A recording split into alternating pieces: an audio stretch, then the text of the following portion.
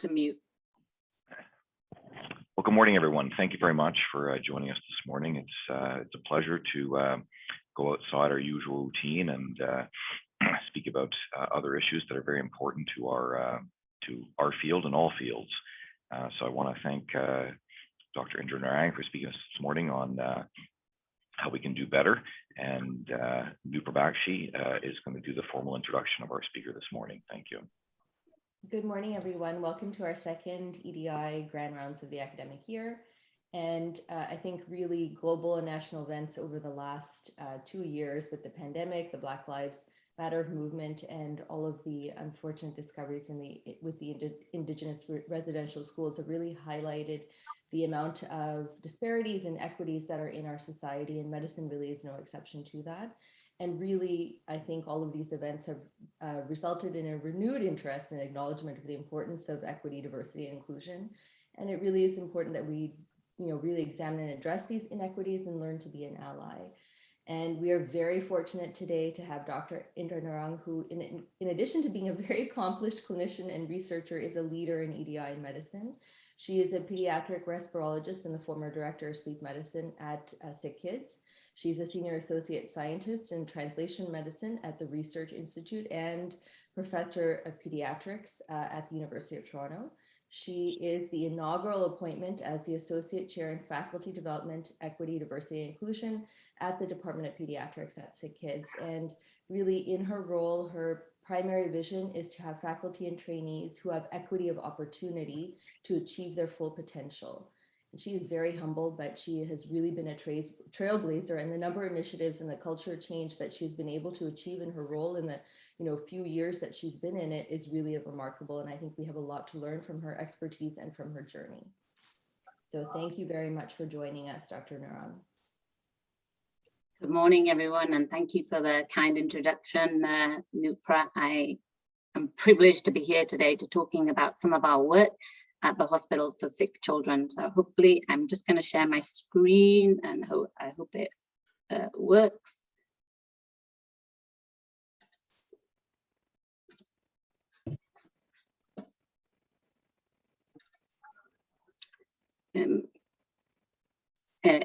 Is everybody able to see my screen? You are fantastic. Yep, it looks good. Okay. So as Nupra mentioned, I'm actually a sleep medicine physician and researcher, and this is something I've been really passionate about and deeply involved in the last couple of years. I do want to start off by really acknowledging the land that we operate on. So for thousands of years, it has been the traditional land of the Huron-Wendat and Petun-Fus nations, the Seneca, and most recently the Mississaugas of the Credit River. Today, as we know, Toronto is home to Indigenous peoples from across Turtle Island. And at Sick Kids, we're really committed to working towards new relationships that include First Nations, Inuit and Métis people, and is grateful for the opportunity to share this land in caring for children and their families. And I just want to pause and reflect and say that, I think we all have to appreciate that we have to go beyond statements and really think how we can contribute to the actions and recommendations as per the Truth and Reconciliation Commission. So I have no conflicts to disclose. And today what I'm really going to talk about, I will spend a little bit of time defining equity, diversity, and inclusion, just so that you understand where some of my definitions and how I think about it. I want to describe a little bit about the impact of bias, microaggressions, and racism in healthcare. But I will spend the second half of the talk really describing some of the work we've done in a foundational allyship program at Sick Kids. And then I will really give some key pointers and strategies that we've used to promote a more equitable and inclusive environment. And just to preface, this is a pediatric healthcare environment. We actually don't see any adults at all at Sick Kids, except some of you know that we did actually take adults during the COVID pandemic. So I'm going to start off with, here's some quotes. You can decide whether they're myth or reality as I'm talking about them.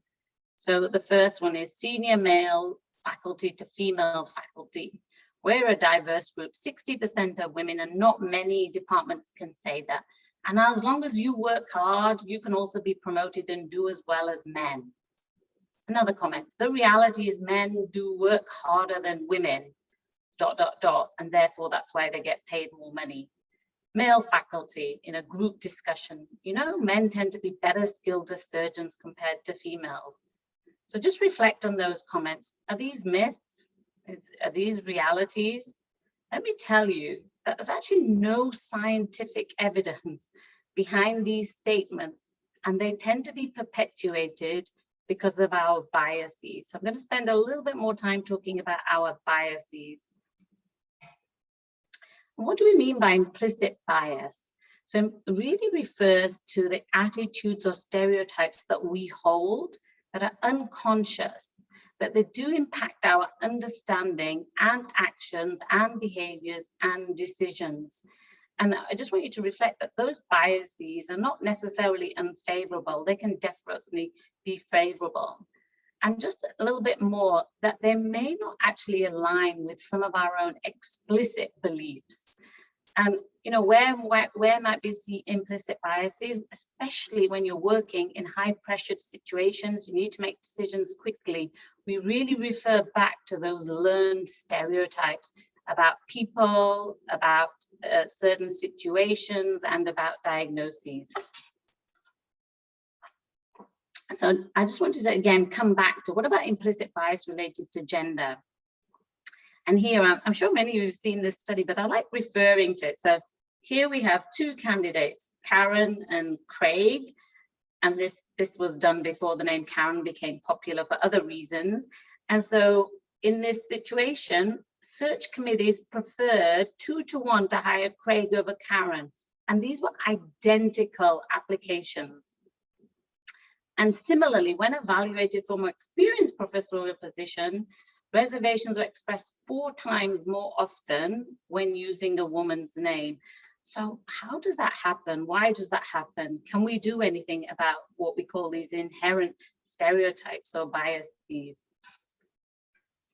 What about biases in healthcare directed to healthcare providers? So I think for those of you who, have like different identities here, I think all of us can relate to this. Do I have lived experiences relating to this? Absolutely.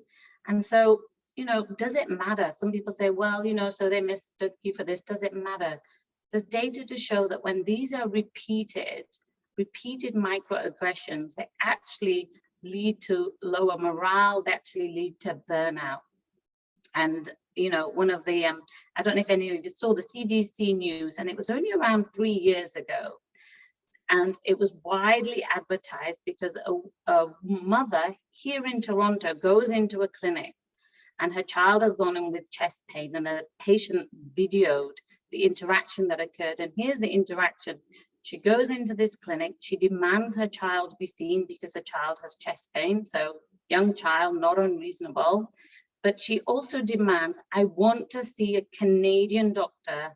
I don't want to see anybody with yellow teeth. I want a Canadian-born doctor.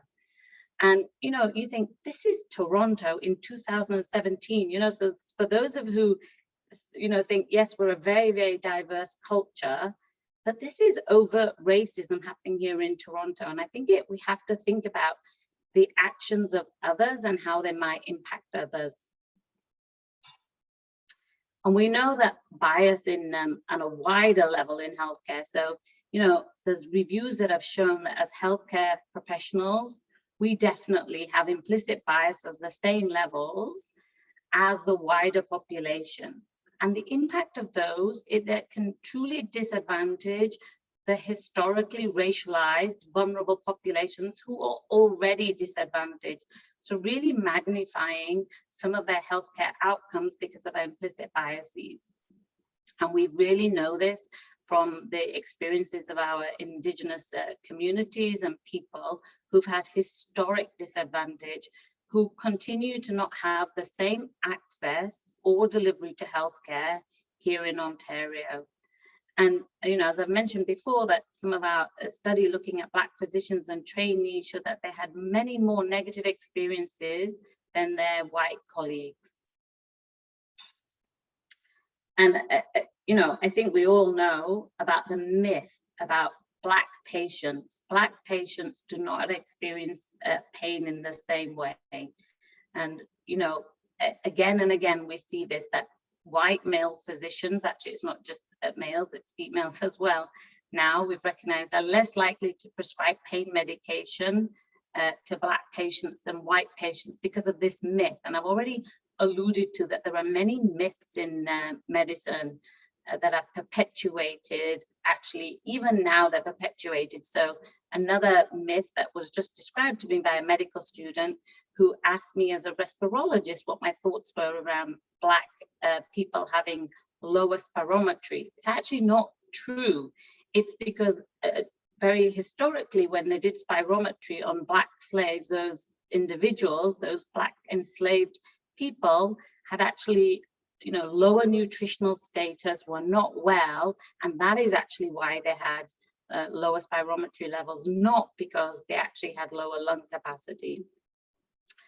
I think there's lots of assumptions made, for example, that doctors assume that Black or lower socioeconomic patients may not understand as much, are more likely to take part in risky behaviors, are less likely to turn up to appointments, are less likely to adhere to medical advice. And then, you know, we also know, and we had Quinn Capers, who was an interventional cardiologist from the United States, come and speak to us a year ago, and he talked about how women presenting with myocardial infarction symptoms were way less likely to receive diagnosis, referral, and treatment. Again, just highlighting the ongoing biases and actually negative clinical outcomes in some of these patients. So we wanted to really reflect about, is our own environment diverse, equitable, inclusive, and bias-free? And let me tell you about our pediatric bias is that we're really some of the nicest doctors going. I've got two sisters who are adult physicians. Even she says, you know, pediatricians are the nicest bunch. Of course, that's my own bias. And then we were presented with these results from the University of Toronto, and these were the voice of the resident, voice of the fellow, and voice of the faculty survey. And 44%, you know, just remember that 44% of respondents experienced microaggressions, bias, harassment, racism in their healthcare environment. And that was highest amongst the racialized females. And racialized residents were 2 times more likely to have their competence questioned than white males. Females were 3 times more likely to be paged during the night for you know, issues arising than their male counterparts. And lots of narratives here about the lack of equity, diversity, and critical inclusion in healthcare. And I remember when these data came out, and I had just started in this role, and I thought, this cannot apply to pediatrics. You know, this must be surgical specialties. Sorry to the surgeons out there, that was inherent bias. And guess what? The data were exactly the same for our pediatric healthcare environment.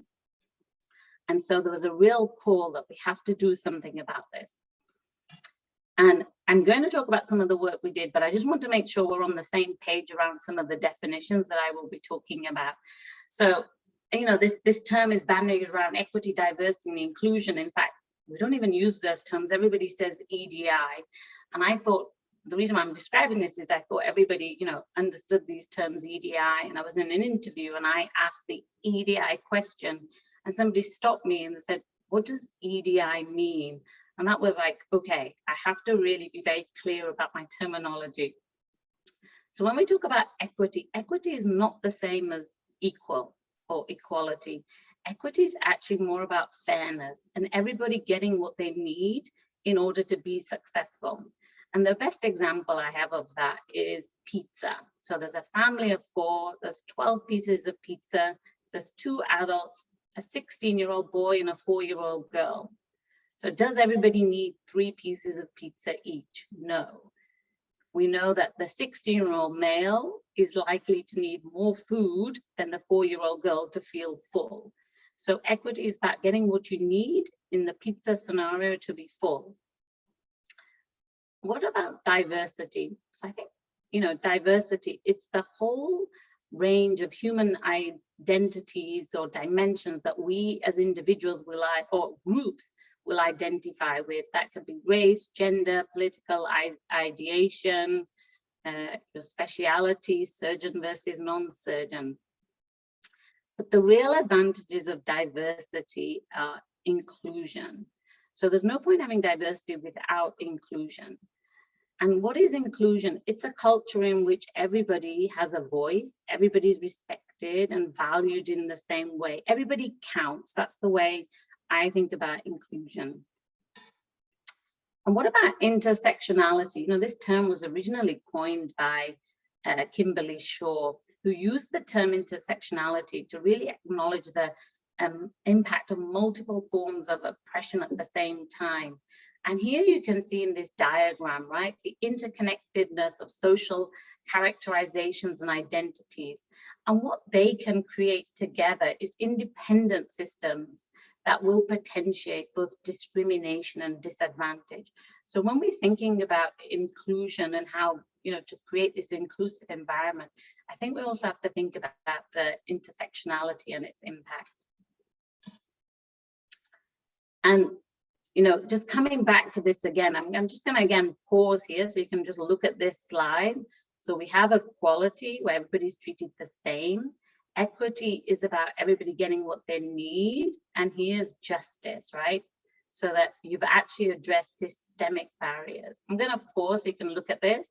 But I always ask every group that I've talked to, where do you think your group lies? Where do you think your institution lies?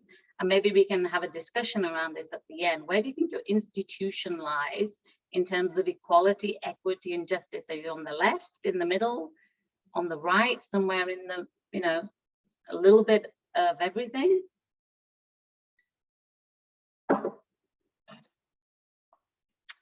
And why does EDI matter? Again, I'm coming back to my term EDI, but I'm okay to talk about EDI now that I've defined it. So, you know, a lot of our work comes from the business world that showed that actually when you had both diversity and inclusion, you had a huge amount of creativity, and businesses really profited from that creativity, from the diversity of experiences, perspectives, both through training and lived experiences. They made a lot of money, and they have recognized the advantages of both diversity and inclusion. And for those of you interested in reading a little bit more, because I know we're all data driven, there's a very nice article in Nature from 2018, which shows how science has really benefited from diversity, particularly in producing better research.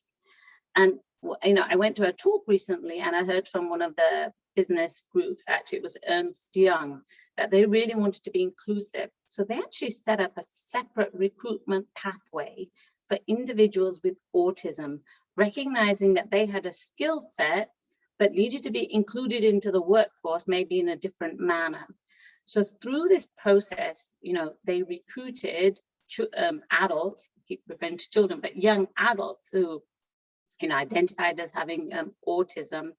And what they found was that, you know, when they made accommodations for them in terms of, you know, how they interacted socially in the work environment, they were an incredible asset to their workforce. And I know that's been adopted by other business organizations as well. And what happens when there's lack of inclusion?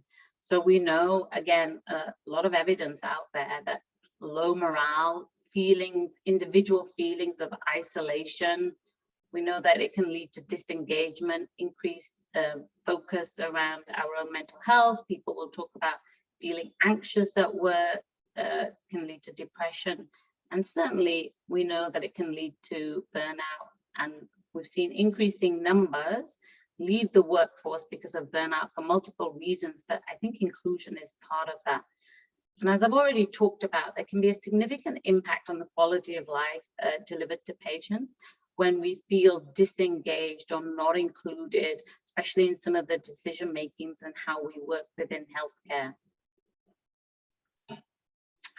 So you know, taking all this in mind, I've showed you the University of Toronto survey here, and I started this role in September 2019, and I was handed this sheet of paper like this saying, you know, we have to do something. And the initial reaction was, well, why don't we do implicit bias training? That's what everybody else does. And, you know, I thought, oh yeah, you know, we can do implicit bias training. For those of you interested in what implicit bias training does or not, in the very simplest form, I Googled it. I started off with Googling it.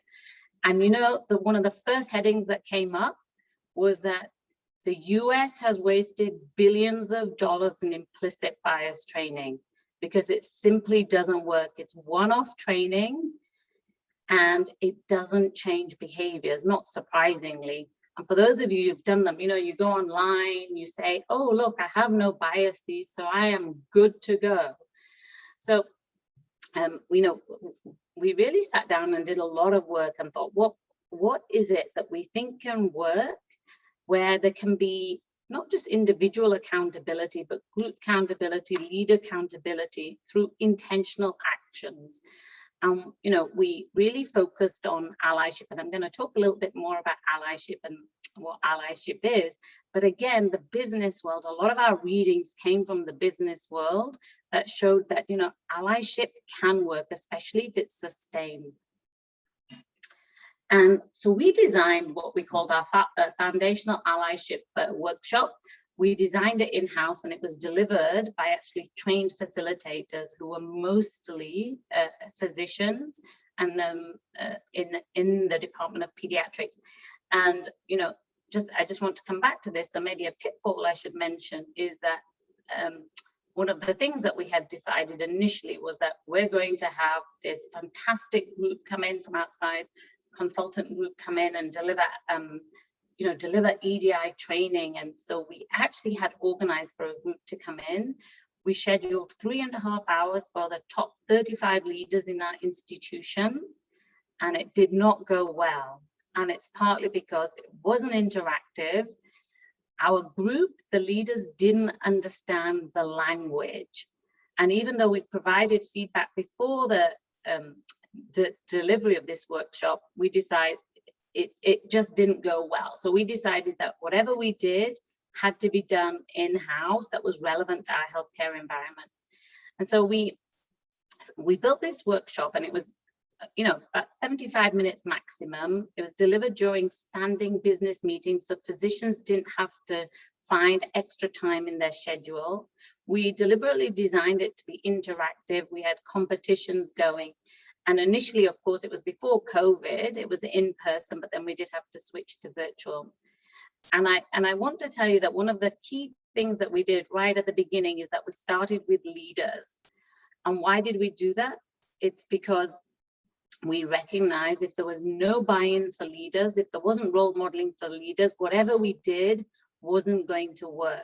So I remember our first workshop started with 21 leaders from the executive and the division heads, of which 17 were males. And that really gave us the impetus to carry on because it had gone well. Oops, did I just come out of stop share? No, your share is good still. Sorry about that. So these were the themes we addressed in the workshop. We talked about what is equity, diversity, and inclusion, as I've just talked about. We talked about our power and privilege to bring about change, and we defined microaggressions. And then we actually did case-based studies, which were all real cases and narratives that we had derived from our needs-based assessment at Sick Kids. And I want to talk about some of the microaggressions and what we mean by microaggressions that we had been privy to through those narratives. So even though these are called microaggressions, I think you'll see that actually some of these are macro, some of these are overt racism. But microaggressions was first coined by a psychiatrist at Harvard, Chester Pierce. So he was a Black physician, and in 1970, he described microaggressions as snubs or humiliations or slights against the African American community. And the term was actually expanded much later on to look at these 4 different microaggressions. And for those of you who don't know Chester Pierce, it's a really interesting story. So as well as being a psychiatrist, he played for American football for the Harvard team. And he describes that how he wasn't allowed to be on the team and go play against the Southern teams because he was Black.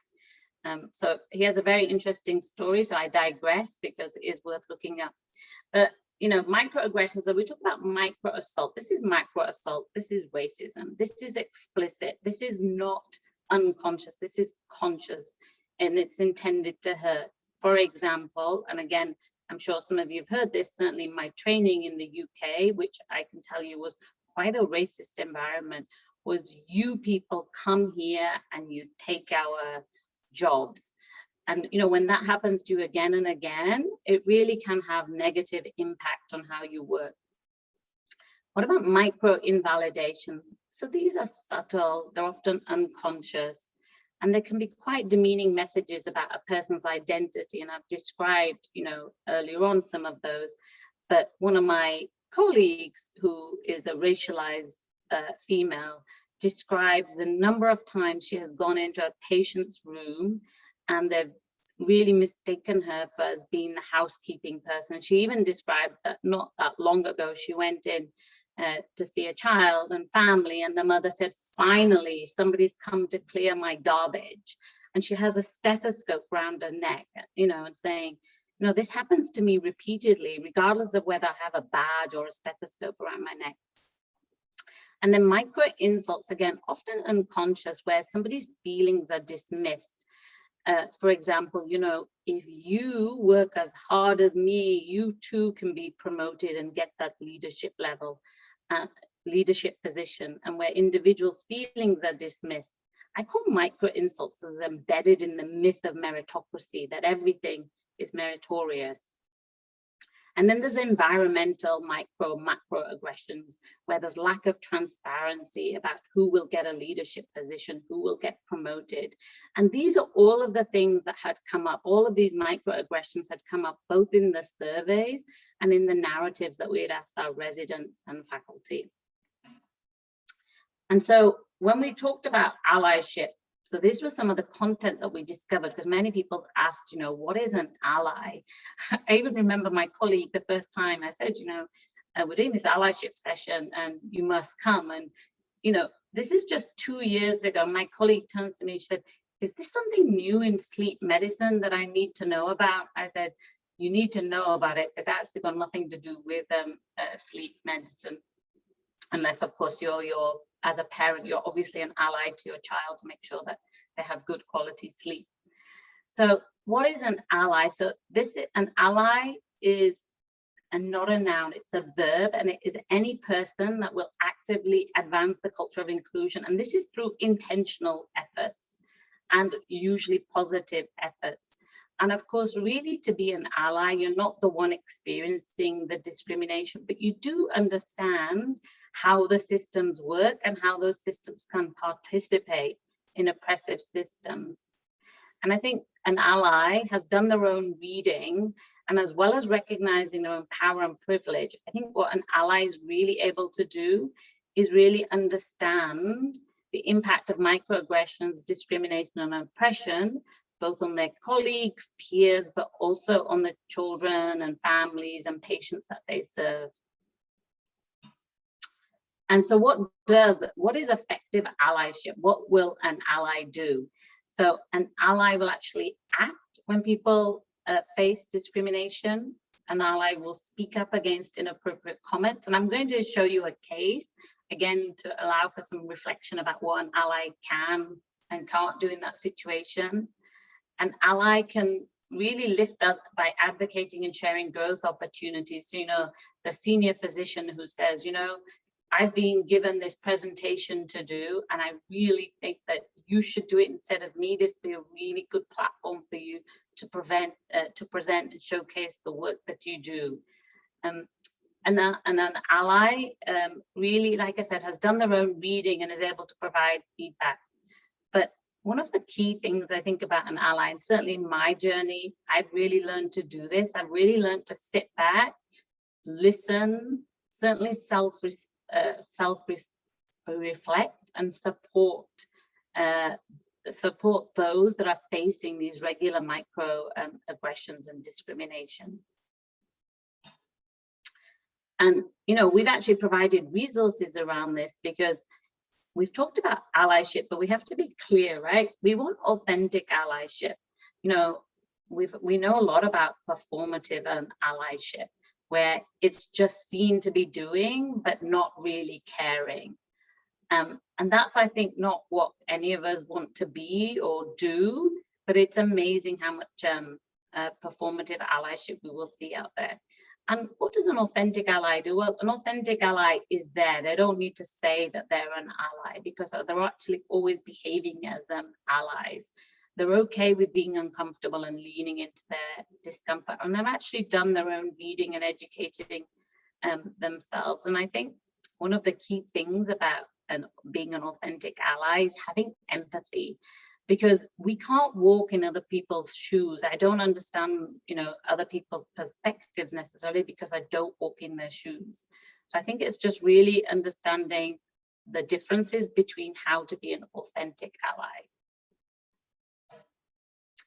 So, you know, after we'd done this first half of the workshop, we went into case-based interactions and discussions. And as I mentioned, all of these cases were real. They were based on narratives. And as much as possible, we tried to de-identify all the cases. What we found was that actually the cases resonated with every group. And there were so many people who could identify with the cases, which is never a good sign because it means actually there's more going on than we perceived. So I thought I would give you an example of a case. I hopefully have adopted it enough that it feels relevant to your scenario. There's no children involved in this case. So you're the staff ophthalmologist and you're going to start your OR list with one of your residents who's from the racialized communities, and she's one of your best residents and highly competent. And then before you go see the patient, your nurse, Jenny, looking after the patient, takes you inside, informs you that the patient has specifically expressed that she does not want that foreign doctor to participate in the procedure with you, as she does not trust them. I use the word them because this is how some of us are actually described, as them. And Jenny replies that she did not know what to say to the patient, but did tell her that she would discuss it with you as the staff ophthalmologist. So, you know, I don't know if any of you find this scenario difficult or if this is an easy one to handle as a staff ophthalmologist. And the questions we ask is, what could you do or say in this situation? And so here are some of the things that we discussed. And, you know, I want to tell you that I told you I started off with the leadership doing this, allyship.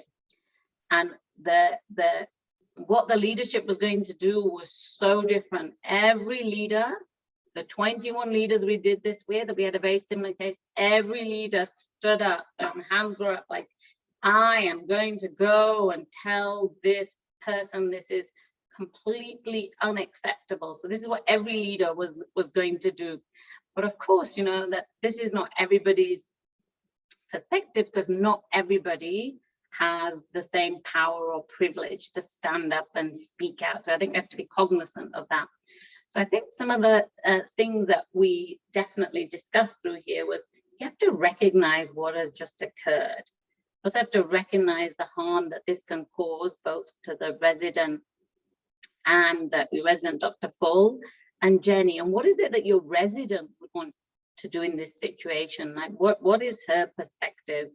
And what are the individual roles here as an ally? And, you know, there's a huge power differential here between yourself and the patient, right? Who holds the power here? Patient's just about to have a procedure, you're in charge. What about the patient anxiety over the procedure? Is that informing how they behave? Is it so overt, actually, that you have no choice but to call out this racism? So many things to unpack here, and about what should you do here? What should you do in this situation? And, it was interesting because we heard back from residents. I'll just give you some of the residents' perspective hearing back from them. So probably half of the residents said they wanted the staff to go in there and tell them this was completely unacceptable with them in the room. Half of the residents actually said, you know what, I don't want to create a fuss. I don't want this to be about me. I don't want anything to be said, and I certainly don't want anything to be said in front of me. So I think it's really important to think of everybody's perspectives in these scenarios. So we provided in this allyship training multiple scenarios about what you could do as an ally. So I'll just move on to the results. I'm also cognizant of the time because I do want to leave some time for questions. So in the first year, we did about 30 workshops, and this is the data from the first 212. And as you can see, that most people strongly agreed that actually the workshop helped them to understand allyship, and that we had given them some of the tools for practicing allyship. But I think for me, one of the most important things from this feedback was that they were going to use some of the tools we had given them to really amplify the voice of others and act as an ally when they see others experiencing microaggressions or discrimination. And we had a lot of qualitative feedback as well. Again, you can see here that there's a lot of good qualitative feedback, but the one again that really we thought this is important, that people were talking about how they're going to use their privilege to speak up and call it out. And a lot of people said had given them time for self-reflection. Now, was there negative feedback as well? Absolutely. I remember, I think it was the second or third week workshop we did, because this was an iterative process. We refined the workshops, and somebody coming to me and saying, they thought I was preachy, and other people saying, you know what, my role is to practice medicine. My role is not a health advocate. My role is not to educate the mother when she's racist. And why do you think it's my role? I'm busy enough as it is. So multiple things that gave us things to think about and actually adapt some of the cases. So actually we addressed in other cases where the physician, is put in a position where they are asked to be the health advocate and how they would act in that scenario. Of course, there's always other challenges as well. A lot of people felt discomfort, and we had to really explain to them, this isn't about blaming, shaming, or making everybody feel guilty. This is really about what we can all do better. We didn't find the engagement via Zoom as good when we actually had done it in person. The interaction, I have to tell you, was really fantastic. It's also because we introduced a competition in there. There was a prize to win, so people did keep engaged. But via Zoom, we found that people wanted to switch their cameras off, so it was always a little bit harder to get the same level of interaction. And measuring impact, did behaviors change? Well, we all know, one workshop isn't going to change behaviors, and we certainly need long-term data. But I think one of the things we also recognize is that this is one workshop. EDI is not in the moment. EDI is something that we have to work on and embed into both our personal and professional lives. So how can we sustain EDI? So this is just a quick overview of my journey, and I'm going to talk to some of the things that we have done. So I'm around here where I've just talked about, we had done these allyship workshops here. We then went on to develop other workshops, mitigating implicit bias in clinical care, standardized inclusive recruitment in March of this year, recognition of EDI work that individuals were doing, and then thinking about this in terms of morbidity. So I'll talk a little bit more around those. So these were the two follow-up workshops. Again, we had very specific case studies that addressed common biases and how they might negatively impact clinical care of children. And we actually, as well as having narratives, we actually provided individuals with tools of what to say or what to do to mitigate biases. And you know, a lot of that was, okay, you have these thoughts that are in your unconscious mind. How do you take those to your conscious mind and critically analyze them? So critically analyze the work that you're doing and some of the judgments that you have made. And again, you know, I mentioned pain and pain relief in Black individuals. You know, we see that, for example, in children with sickle cell disease, where they may not be given enough pain relief because, you know, people are taught that Black children, Black adults don't experience pain the same way. After George Floyd's murder and also the anti-Asian racism that arose during COVID and continues to be present, we led a racism or anti-racism workshop to really think about how we can think about racism and what we can do to mitigate some of the racism and how we can be anti-racist. And what were some of the strategies that we used? I can't emphasize this enough. None of this would have been possible without leadership support and leadership buy-in. And, you know, I remember the very first workshop that I did, you know, making sure that my department chief was there, making sure that my CEO, who is very invested in making sure that we are an equitable and inclusive environment, making sure that he was, you know, visible, and he's very committed to this work. We actually developed toolkits that people could actually use, both for allyship and mitigating implicit bias. And then as people started to do more of this work, we all know, right, that a lot of people do this work, it's voluntary work, it's on top of everything else they do, or they're given, you know, 2 hours a week to do this work. We had a whole group of EDI champions who helped us this work. And so we started to include the work that they had done in both our annual performance reviews and triennial performance reviews in every area. So you could write that clinical area, research, or indeed education, the work that you had done, and you were recognized and rewarded for it.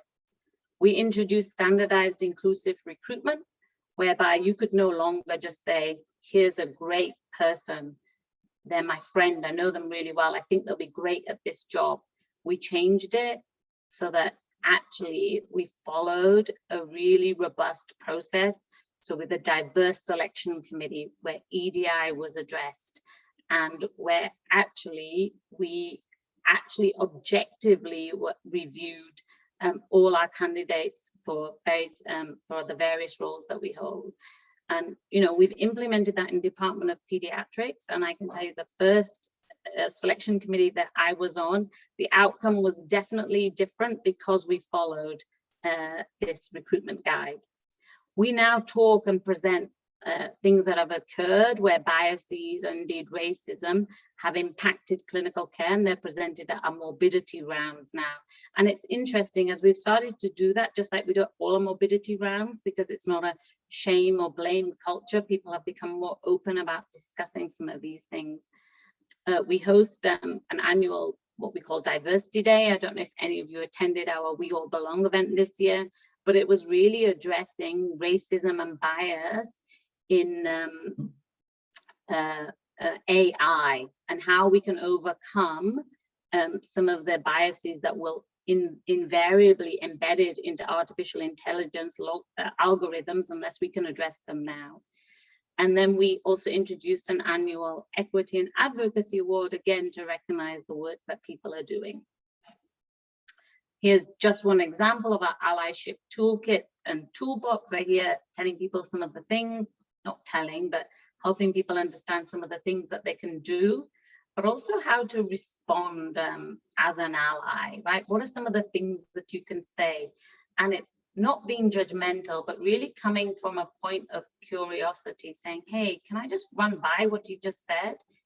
Was that your question? Is that what you meant to say? I think my favorite, because sometimes we all have to, you know, stand up for ourselves. My favorite is the Kamala Harris saying when she did her presidential debate, which is, I believe I was speaking. But again, you know, I think some of us are empowered to say that, but it is harder for others. And so what are some of the ideas for personal change? And again, this has to be individualized. But these are some of the things that we have talked about in our institution, which is, you know, just like we would approach anything new, exciting, new research, new clinical tool, but approach that with the same kind of lens to think about. And then really think about how your colleagues, you know, might have different experiences and might therefore have different perspectives to you. And it's really trying to listen to those and not necessarily being judgmental. I can't emphasize enough about reading and doing your own reading and learning. And that really understand that we all make mistakes, definitely all make mistakes, but we can all learn from them. And I continue to learn from them. And then, as I said, I think being an ally has become really important for ourselves, our colleagues, and the patients and families we serve.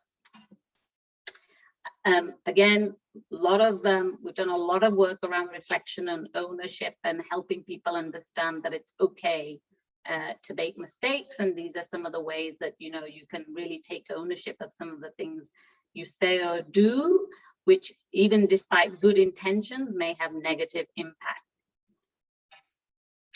And what about other ideas for change? I don't know if any of you have seen this. This is so impressive. I'm sure some of you have seen it.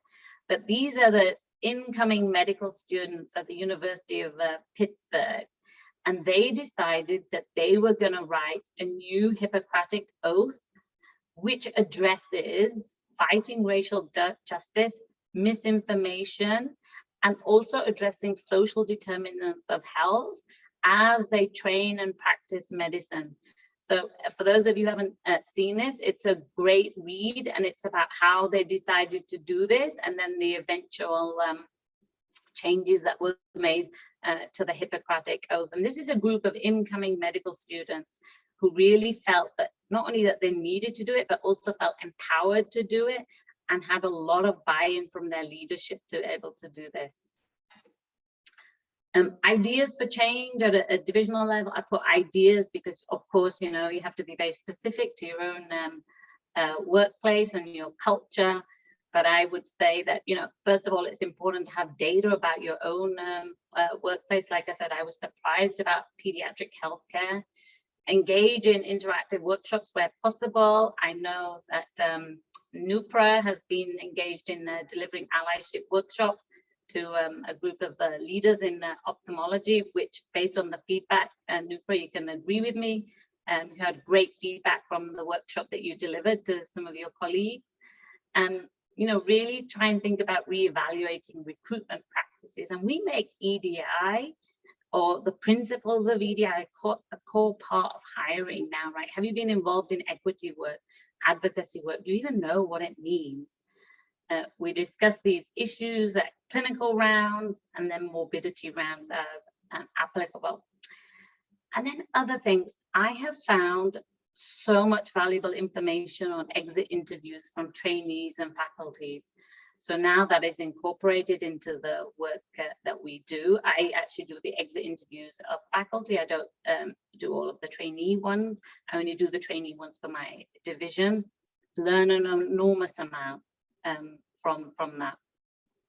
We've now started to look at how EDI is embedded into educational curricula, and we did that as we just collected data from our residents. We asked them, how do you feel about, you know, EDI and thinking about EDI, cultural safety, cultural competence in the work that you do?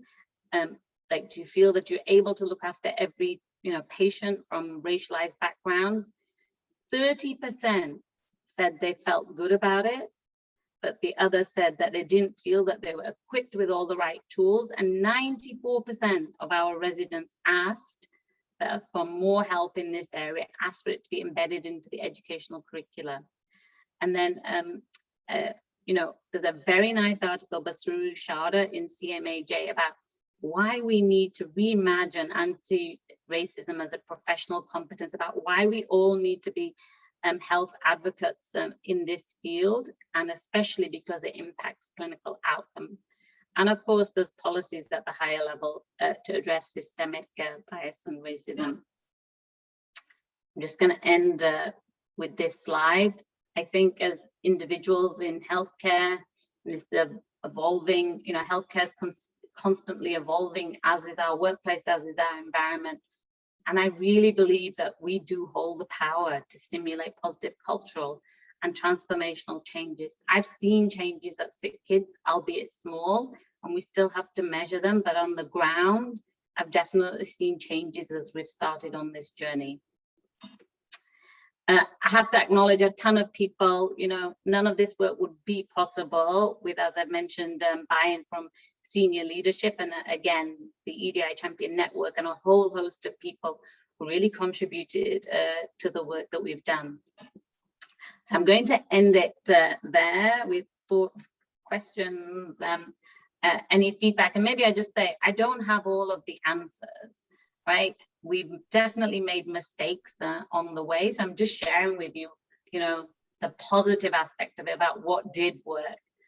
So I'll end it there. And thank you again for inviting me to speak today. Thank you so much, Dr. Narang. This was amazing. I think we have a lot to think about, a lot we could apply in our own department, a lot to unlearn and learn. I know Dr. Elda Frey, who is our department chair, had a question for you.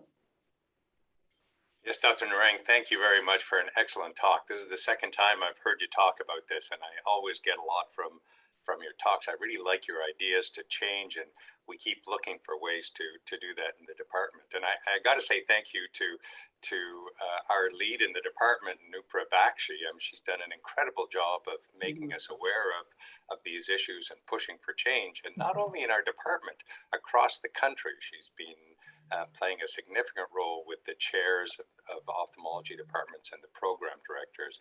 And it's really interesting to see this impact take place. So thank you to you both.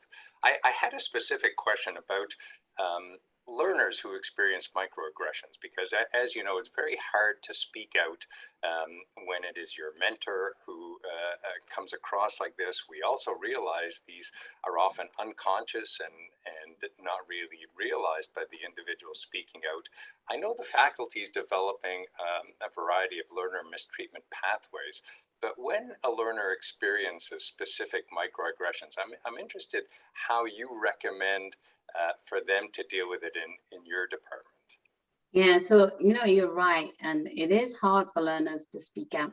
So we have multiple pathways. So we actually have an anonymous, it's called a safety report. So first of all, you can report anonymously. There's no names, there's no email addresses, and you can put this, and there's an individual or group of individuals who will deal with that anonymous report. So that's one pathway. The second pathway is that they can speak to their program head or the division head or a trusted chief resident.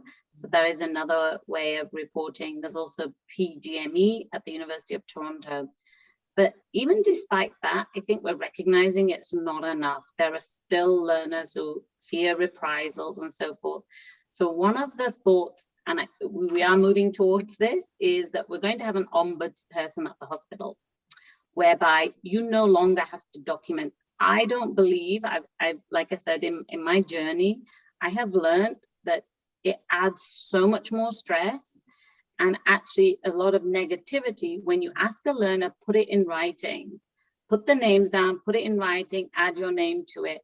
That is not what they want to do. And we all know, right, that multiple reasons.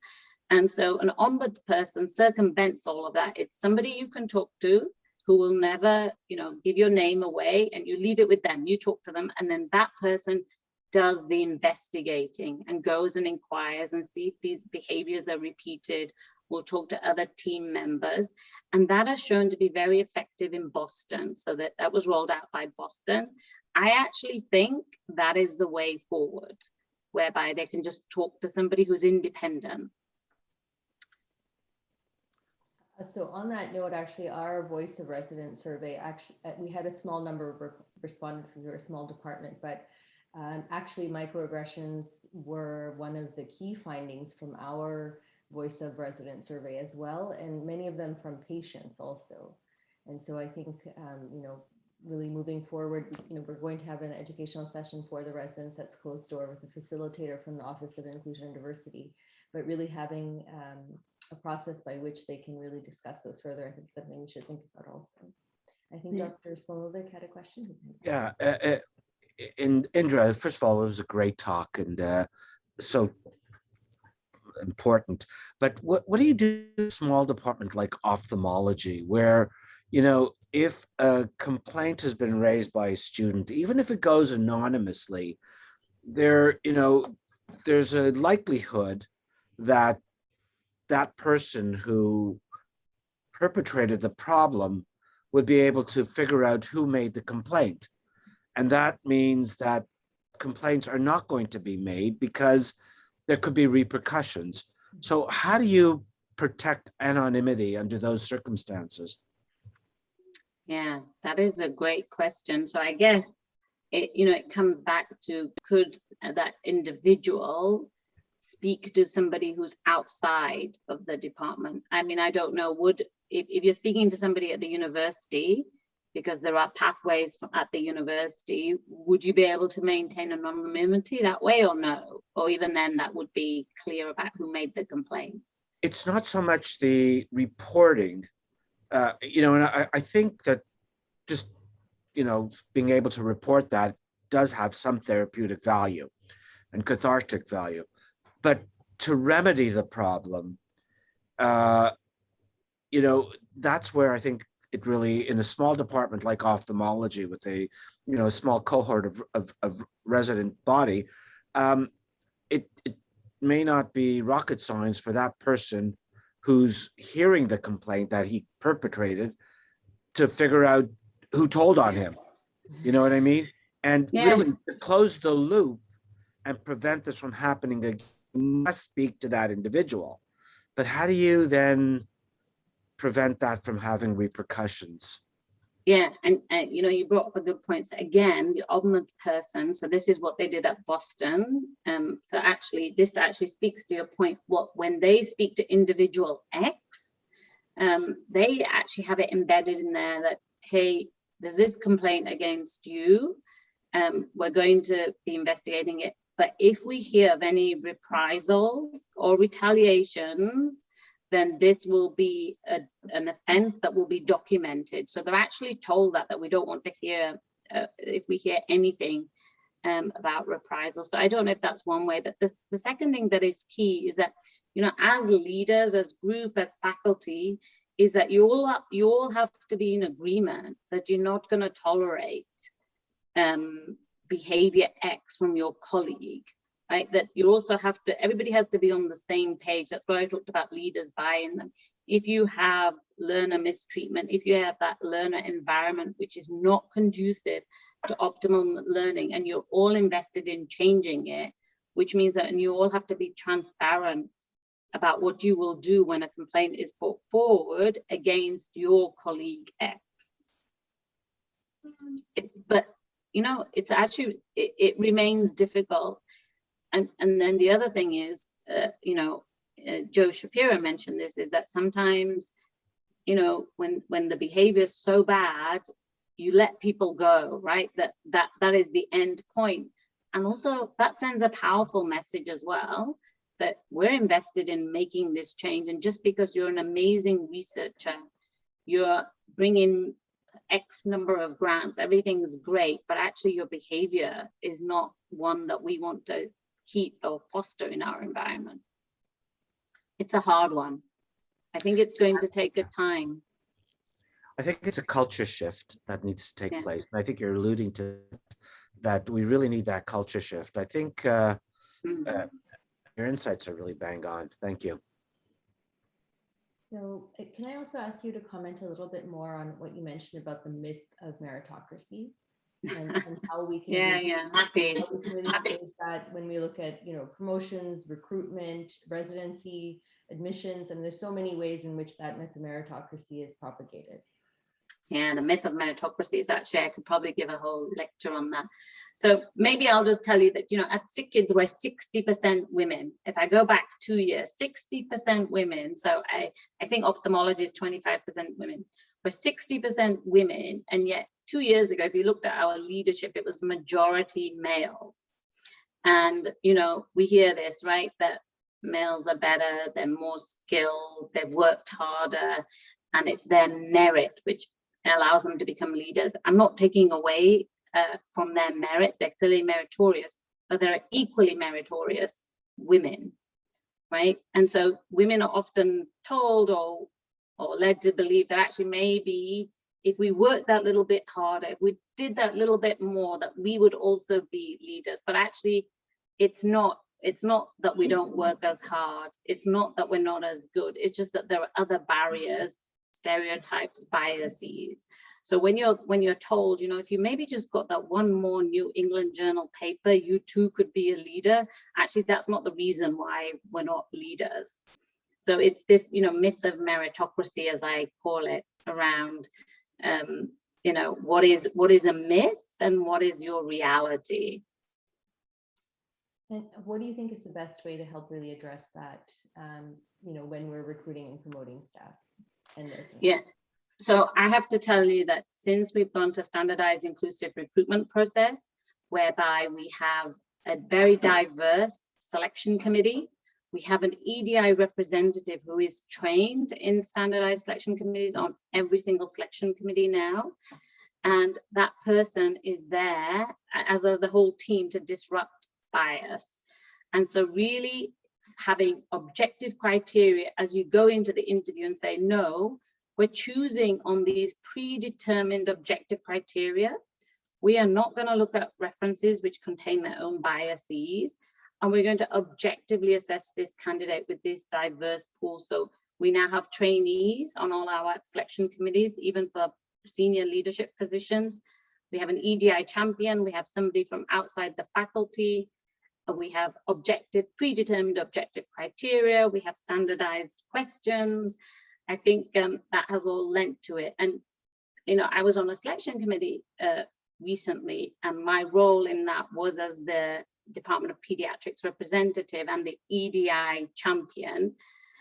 And I can tell you, I spent so much time disrupting bias, right? He doesn't fit, she doesn't fit. We get on better with so-and-so. I even socialize with so-and-so, and I know they're a good person. So it's disrupting that bias and really focusing on excellence, right? What are the qualities that you're looking for in your candidate?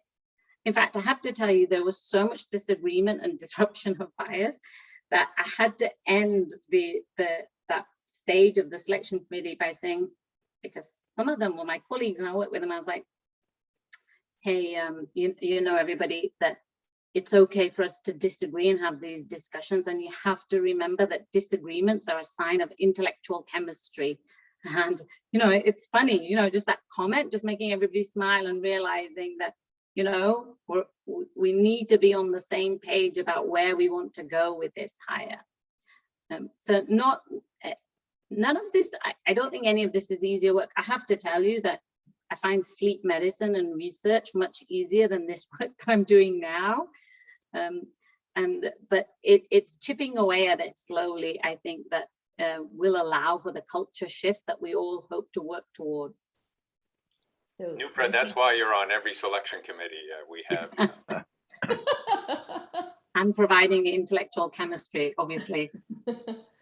Thank you. I just want to step in and thank you very, very much for speaking to us. I really wanted to say that just even the one simple case that you put up really resonated with me. I find that when you talk, when you hear about the theory, you think, you nod your head, you're like, okay, I get it. And then when you're presented with that one case of what would you do in this situation, I think moving forward, this will be a focus for our department as to look at these things and what does one do to really actually be an ally as opposed to someone who's just understanding. Yeah, and I believe Nupra, you've like I've said, you've co-facilitated some of the allyship workshops already. Mm-hmm. So thank you very much. We better close it down just because we have to get to our resident teaching sessions, but I thought it was fabulous and I really appreciate you speaking with us this morning. Thank you again, and it was nice to see everybody. Thank you so much. Thank you, Indra. Bye, bye.